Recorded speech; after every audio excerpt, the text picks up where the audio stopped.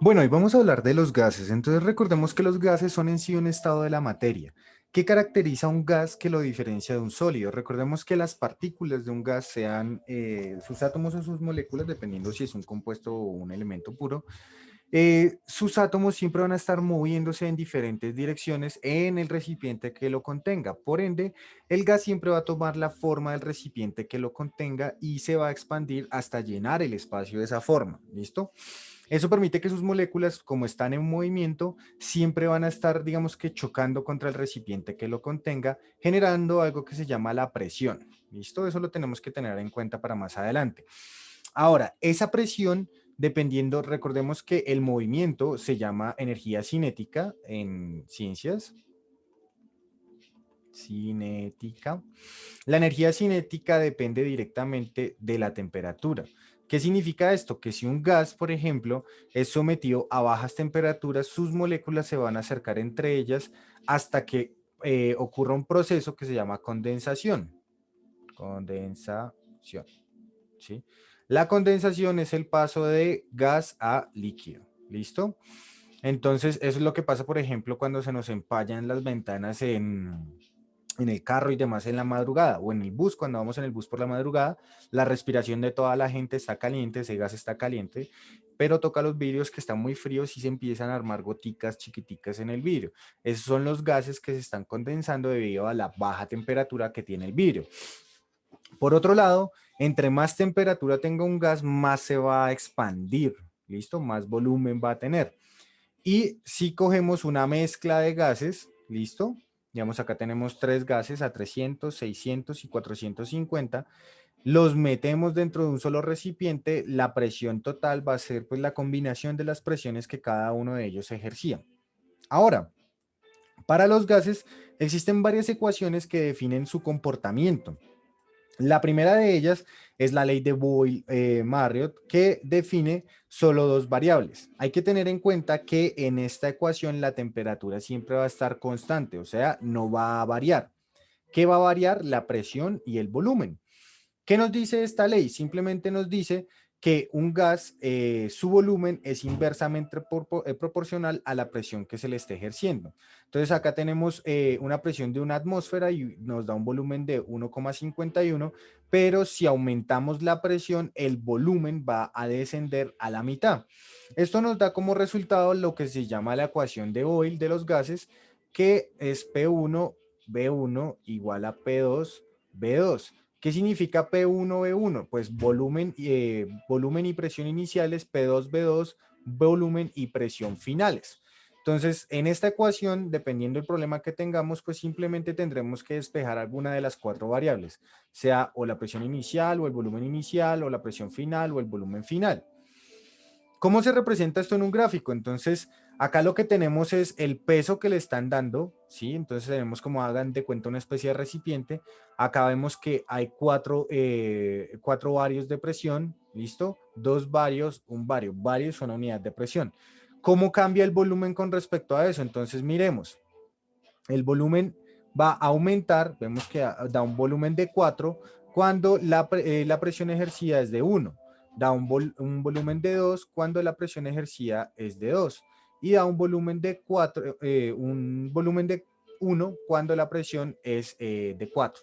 Entonces vemos que la relación entre el volumen y la presión es directamente proporcional, digo inversamente proporcional. Entre más presión tenga el volumen, el gas, menor volumen va a ocupar. ¿Listo? Y eso nos da como resultado esta ecuación que se llama la ecuación de Boyle. Por otro lado, tenemos cómo reacciona eh, los gases al cambio de temperatura.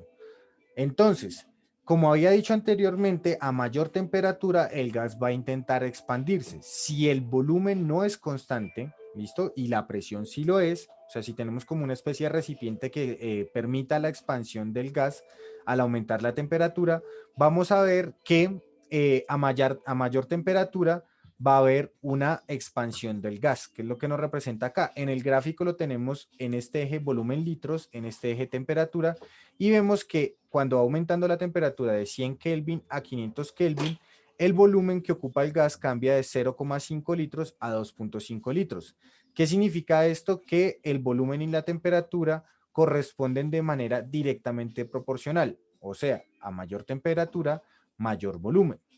Esto es representado por medio de la ecuación de Charles, que es esta ecuación, que también la podemos expresar de manera, digamos que lineal, como volumen 1, temperatura 2, igual a volumen 2, temperatura 1. ¿Qué es lo que hice? Pues este está dividiendo, pasa a multiplicar acá, este está dividiendo, pasa a multiplicar acá. Y listo, la tenemos de manera lineal. Entonces, esta lo que nos va a indicar es cómo cambia el volumen con respecto a la temperatura en un gas.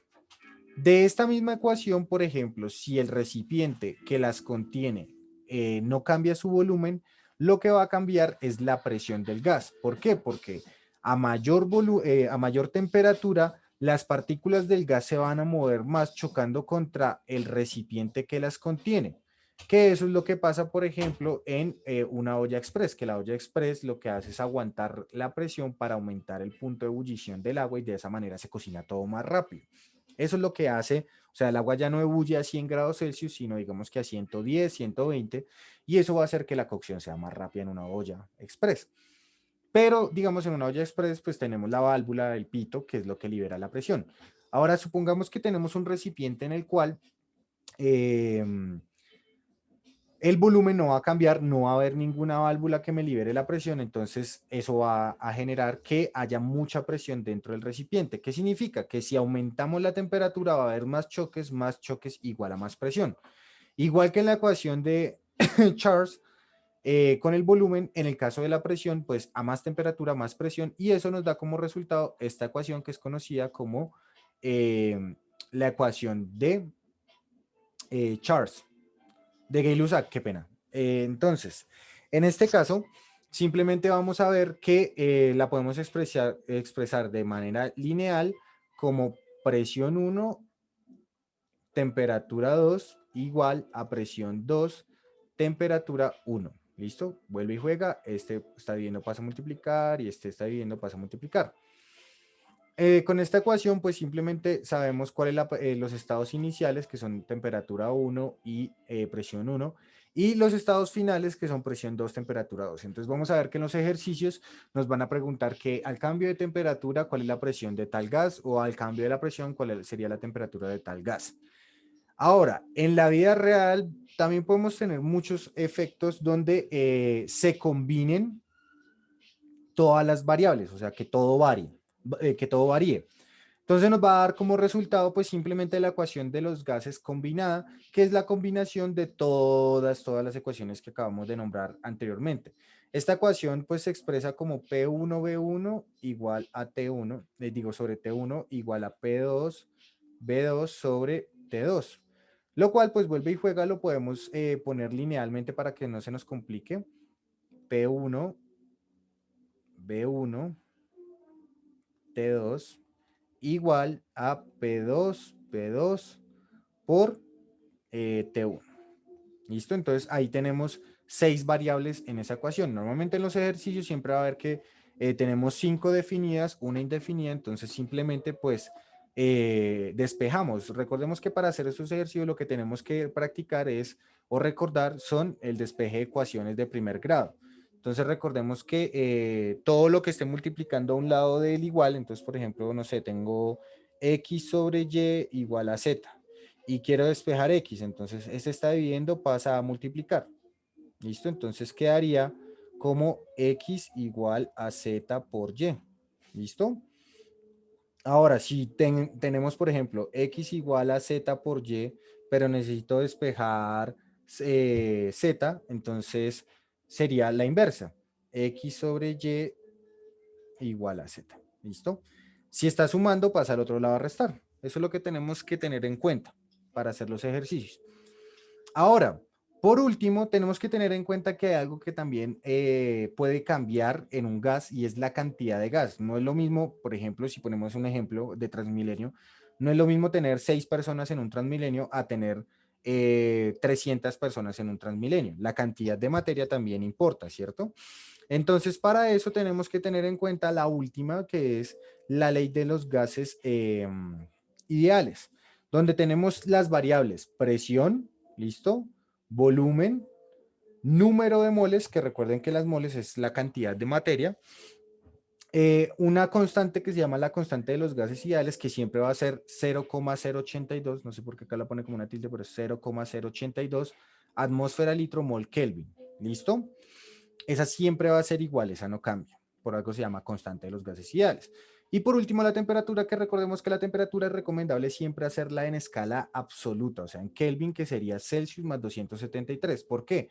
Porque en Celsius podemos tener números negativos y eso en la matemática nos puede ayudar a cometer errores.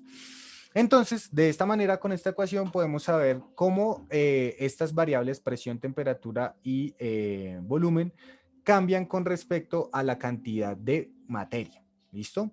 Entonces, en el próximo video enseñaré cómo resolver algunos ejercicios básicos de estas leyes de los gases y espero sea de mucha utilidad.